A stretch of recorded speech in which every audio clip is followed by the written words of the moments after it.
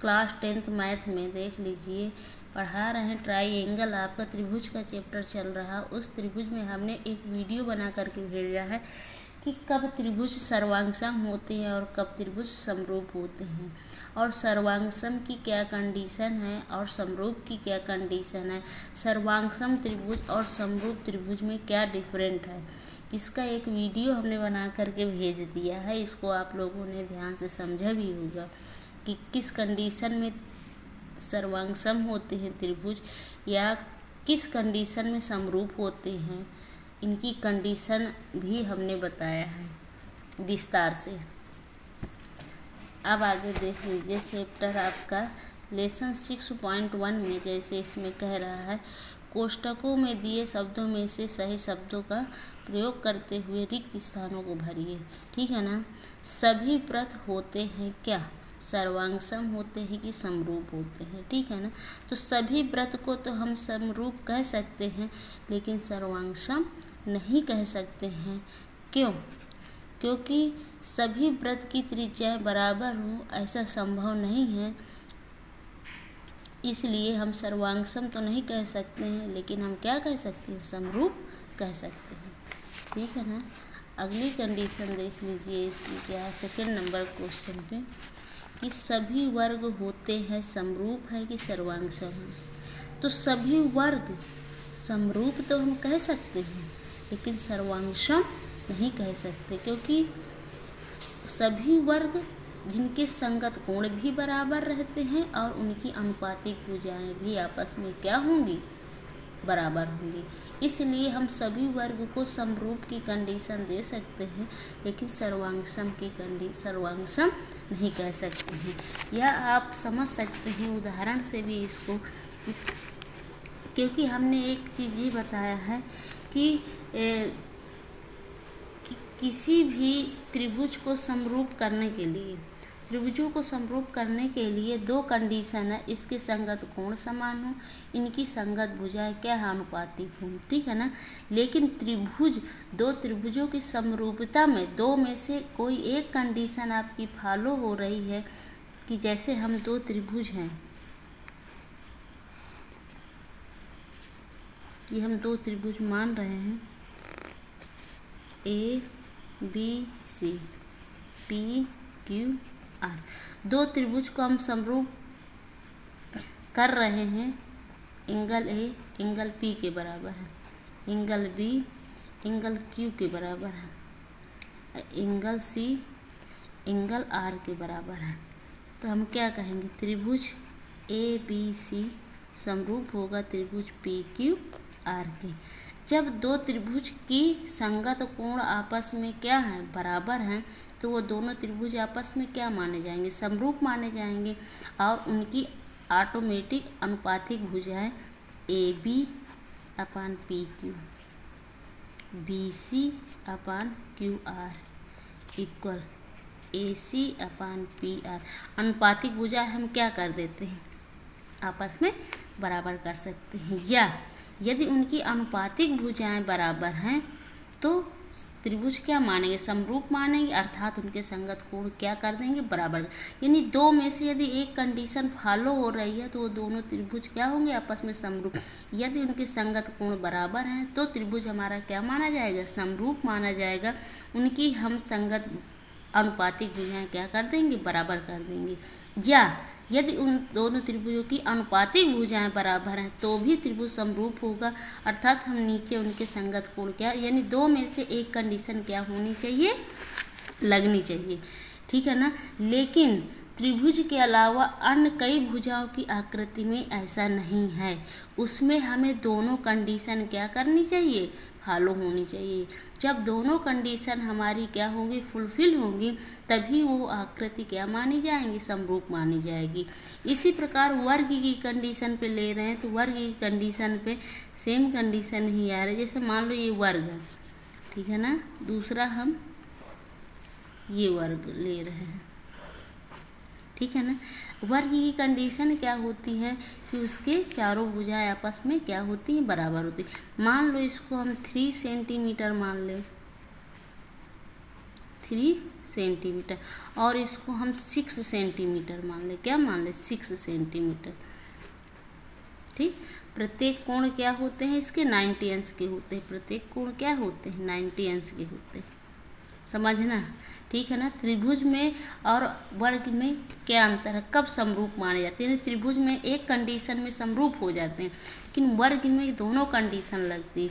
दोनों कंडीशन क्या? इनके हम संगत कोण तो क्या कर सकते हैं? आपस में बराबर कर सकते हैं। देखोगे तो प्रत्येक कोण क्या है? इसके चारों कोण कितने अंश के हैं? प्रत्येक कोण 90 इसमें भी प्रत्येक, क्योंकि ये भी वर्ग है, ये भी वर्ग है, ठीक है ना। ये भी वर्ग है और ये भी वर्ग है। कोण इनके क्या होंगे? दोनों के आपस में बराबर होंगे, ठीक है ना। क्या देख लेते हैं, तो क्या इसके वर्ग बराबर, इसके कोण बराबर हो जाएंगे तो क्या दोनों त्रिभुज, ये दोनों वर्ग आपस में समरूप है? नहीं। अभी इनकी ये देखना है कि क्या अनुपातिक भुजाएं बराबर हो रही हैं कि नहीं। सिर्फ हम कोण से संगत नहीं मान लेंगे कि कोण बराबर हैं तो दोनों वर्ग आपस में क्या है? समरूप है। नहीं, इनकी अनुपातिक भुजाएं भी बराबर होनी चाहिए। जैसे यहाँ पे हम ले लें तो अनुपातिक भुजाएं में देखेंगे कि AB अपान PQ इक्वल, AB कितना दिया? 3, PQ कितना दिया? 6, 3 दूनी 6 यानी 1/2। इसके बाद हम BC ले रहे हैं, BC अपान QR। BC कितना? 3, ये कितना? 6, 3 दूनी 6 यानी 1/2। इसके बाद लेंगे CD अपान RS। क्या करेंगे? RS इक्वल, CD कितना दिया? 3, RS कितना दिया? 6, 3 का नाम 3 दूनी 6 यानी 1/2। आगे क्या करेंगे? AD अपान क्या हो जाएगा? SP। तो AD दिया कितना? 3 और SP कितना दिया? 6, 3 का नाम 3, यानी देखोगे तो इसकी अनुपातिक भुजाएं बराबर। क्यों? क्योंकि AB अपान PQ कितना आया? 1/2। BC अपान QR, ये भी कितना आया? 1/2। इसके बाद CD अपान RS, ये भी कितना आया? 1/2। PS अपान नहीं, AD अपान PS, ये भी 1/2। अगर देखा जाए तो इनकी अनुपातिक भुजाएं भी क्या होंगी? बराबर होगी। क्योंकि हम ये कह सकते हैं, लिख सकते हैं कि AB अपान PQ इक्वल BC अपान QR इक्वल CD अपान RS इक्वल AD अपान SP इक्वल 1/2। यानी अनुपातिक भुजाएं आपस में क्या हो गई? बराबर हो गई।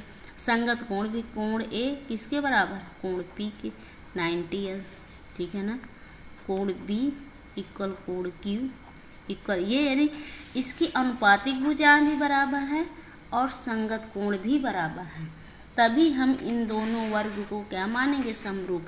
तो वर्ग की कोई भी कितनी भी लंबी भुजा क्यों ना हो, उसमें संगत कोण भी बराबर होते हैं और अनुपातिक भुजाएं भी आपस में क्या होती हैं? बराबर होती हैं। अर्थात वर्ग में हम क्या मान सकते हैं? समरूप कह सकते हैं। बस ये चीज़ है। यहाँ पे देख लीजिए कि सभी वर्ग, यहाँ पे देख लीजिए कि सभी वर्ग होते हैं क्या? समरूप होते हैं। सभी त्रिभुज समरूप होते हैं। समद्विबाहु त्रिभुज की समबाहु त्रिभुज, ठीक है ना। भुजाओं की समान संख्या वाले दो बहुभुज समरूप होते हैं। फर्स्ट कंडीशन पे उनकी संगत कोण क्या हो? आपस में बराबर हों।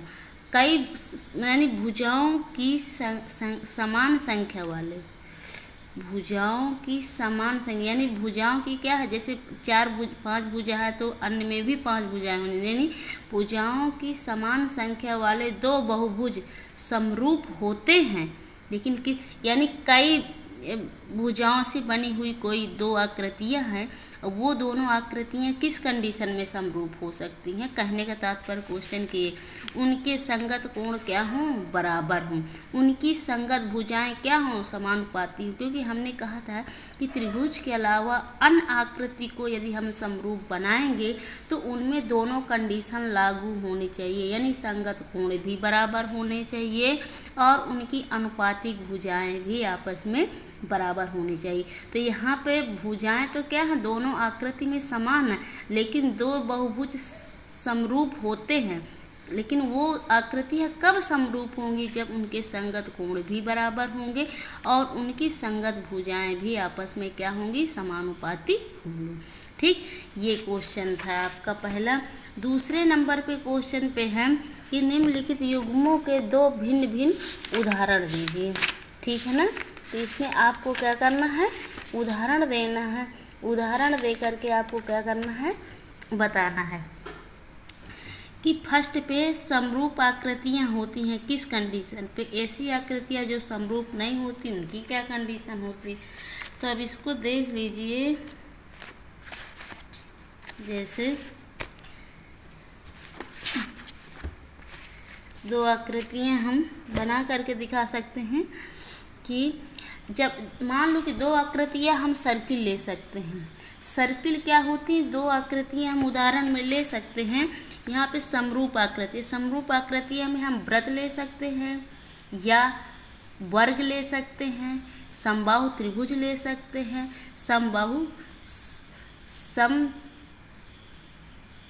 बहुभुज ले सकते हैं। ये आकृति हम समरूप की कंडीशन पे दिखा सकते। ऐसी आकृतियाँ जो समरूप नहीं है, एक वर्ग हो सकता है और एक आयत हो सकता है। वर्ग और आयत ये दोनों कंडीशन को हम समरूप नहीं हो सकते हैं। ठीक है ना। और अगर दिखाना है तो एक वर्ग तथा एक चतुर्भुज में भी एक वर्ग और एक समचतुर्भुज में भी दिखा सकते हैं। एक वर्ग तथा एक समचतुर्भुज में अनुपातिक भुजाएं तो आपस में क्या होंगी? बराबर होंगी, लेकिन उनके कोण बराबर हों ऐसा संभव नहीं है। तो ऐसी आकृतियां कभी भी समरूप नहीं हो सकती हैं। एक वर्ग तथा एक समचतुर्भुज, ठीक है ना, एक वर्ग तथा एक आयत, ये दोनों आपस में क्या है? समरूप नहीं हो सकते। क्यों? क्योंकि इनकी जैसे वर्ग और आयत में आप दिखाना चाहो तो दिखा सकते हैं कि इसमें अनुपातिक भुजाएं बराबर नहीं होंगी। कोण तो इसके बराबर हो जाएंगे, लेकिन इनकी अनुपातिक भुजाएं आपस में बराबर नहीं हो सकती। जैसा आप देख सकते हैं कि आयत और वर्ग की कंडीशन पे दिखा सकते हैं।